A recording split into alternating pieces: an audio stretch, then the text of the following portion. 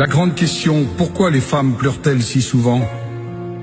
Un jour, un enfant demande à sa mère, « Pourquoi pleures-tu » ? « Parce que je suis une femme, répondit sa maman. « Je ne comprends pas, dit le petit.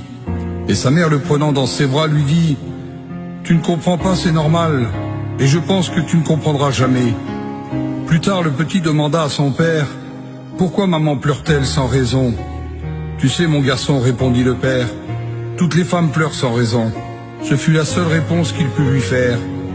Le petit grandit, il devint un homme, mais avait gardé cette question dans son cœur. Pourquoi les femmes pleurent-elles aussi facilement?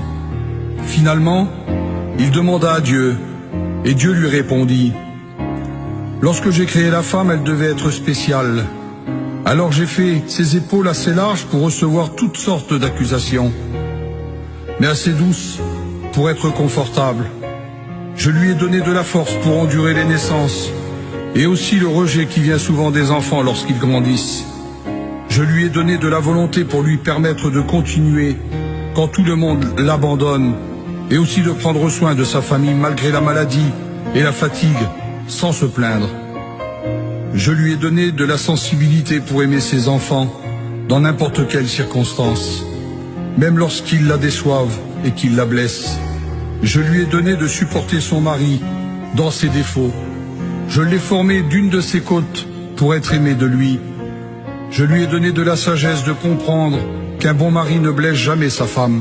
Simplement, il teste sa force et sa fidélité pour demeurer à ses côtés sans faiblir. Et finalement, je lui ai donné une larme à verser. Cela est pour son usage personnel lorsqu'elle le juge bon. Tu vois, dit Dieu à cet homme, la beauté d'une femme n'est pas dans les traits de son visage, ni dans ce qu'elle porte, ou bien de la façon de se déplacer. Non, la beauté d'une femme doit être dans ses yeux parce qu'ils sont la porte d'entrée de son cœur, cette place où je réside. Le psalmiste disait, recueille mes larmes dans ton outre. Il disait aussi, Éternel, ne reste pas insensible à mes larmes. Alors si tes larmes sont un message, dis comme David, Éternel, entends la voix de mes larmes.